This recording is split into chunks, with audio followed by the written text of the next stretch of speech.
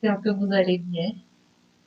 C'est un plaisir d'être avec vous. C'est toujours un plaisir d'être avec vous. Comme j'avais mentionné la dernière fois, j'étais partie en congé maternité. J'avais pas présenté des directs depuis quelques temps. Et là, je commence à me reprendre. Mon fils est arrivé, il va bien. Et je suis là aujourd'hui pour continuer avec les activités de Maman les 19.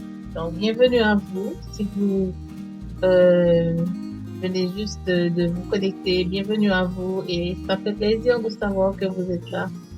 Donc, aujourd'hui, j'ai préparé comme sujet, euh, on va parler sur les devoirs des enfants. Aide aux devoirs. Donc, je propose 7 astuces aujourd'hui pour vous aider à aider votre enfant avec ses devoirs.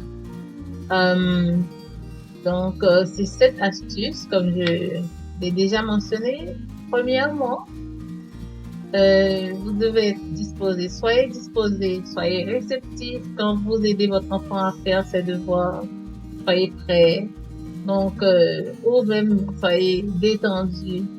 Et je sais que le téléphone, assez souvent, on l'utilise, on est toujours en contact avec notre téléphone. Quand vous aidez votre enfant à faire ses devoirs, la première chose aussi à laquelle il faut penser, c'est de mettre de côté son téléphone. Évitez le téléphone, par exemple les réseaux sociaux. Il y a un moment pour le faire. Donc, essayez de vous mettre un peu à l'écart de tout ça pour passer un bon moment avec votre enfant, le temps que ça dure.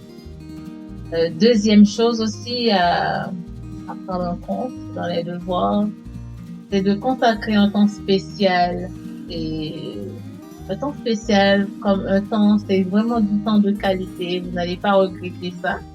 Donc, pensez à ça, de mettre du temps de qualité pour votre enfant ou encore de prévoir du temps de qualité pour votre enfant. Si ça dure 30 minutes ou 1 heure, sachez que c'est du bon temps que vous allez passer.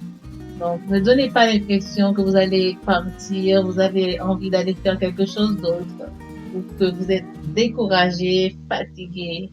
Donc, c'est pas très amusant ni très stimulant pour l'enfant. La troisième chose aussi à prendre en compte quand vous essayez ou quand vous aidez votre enfant avec ses devoirs, c'est de réserver un espace de travail. Ça peut être la salle à manger, je sais pas trop, la table.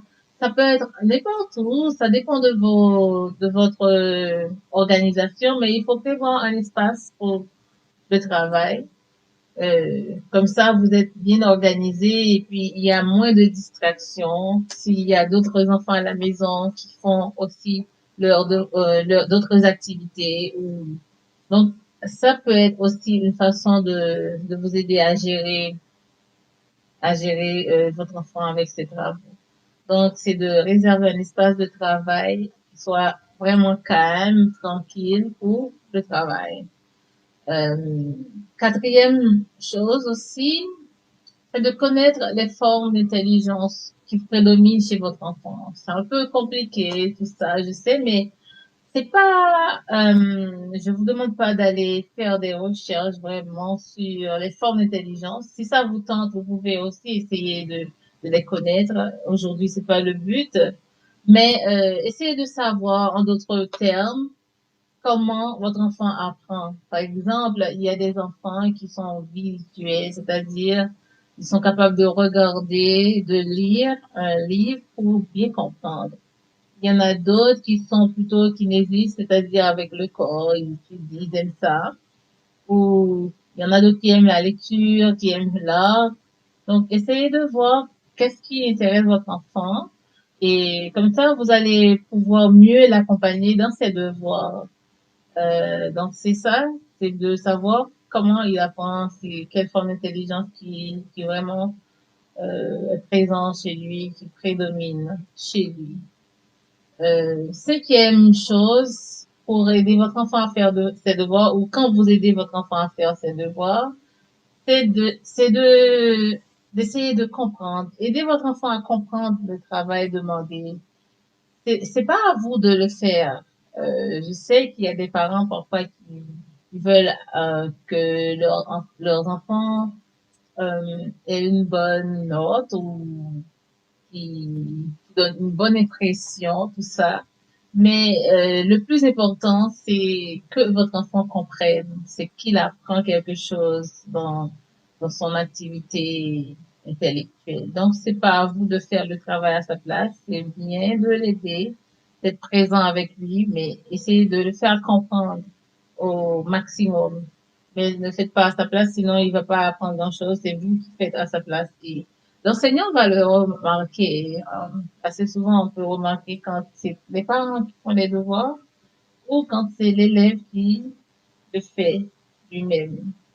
Euh, la sixième chose pour aussi quand vous avez fini d'aider votre enfant à comprendre le travail, tout ça, mais là il faut faire appel à la patience. Donc il faut cultiver de la patience quand vous travaillez avec votre enfant. Ne soyez pas en colère, ne vous fâchez pas quand vous travaillez avec votre enfant. Le but, c'est de l'aider à comprendre. C'est pas vraiment la colère qui va régler le problème, mais plutôt soyez calme, soyez patient avec votre enfant.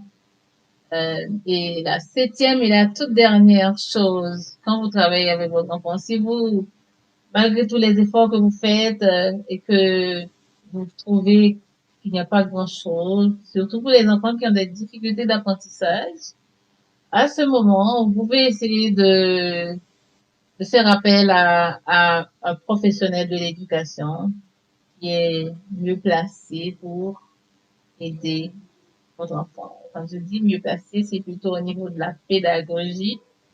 Et donc, voilà, c'est ça. Sinon, c'est vous, le parent, c'est à vous de trouver les moyens appropriés pour aider votre enfant à grandir, à évoluer dans sa vie quotidienne aussi. Donc, je vous remercie toujours de votre écoute. C'est toujours un plaisir d'être là. Euh, Toujours un plaisir aussi de savoir que vous écoutez Maman Lee 19.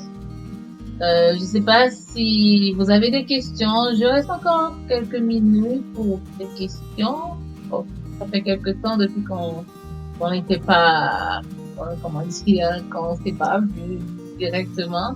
Donc là, je suis là pour à peu près 2 minutes. J'attends si vous avez des questions, vous pouvez poser des questions. Sinon, je vous donne rendez-vous pour une prochaine vidéo, un prochain direct avec Maman Lee. Euh, donc voilà. Euh, Comme je le mentionne souvent, un parent présent, c'est un parent qui essaie d'établir une relation horizontale au jour le jour avec son enfant, pour le bien-être de son enfant. Voilà.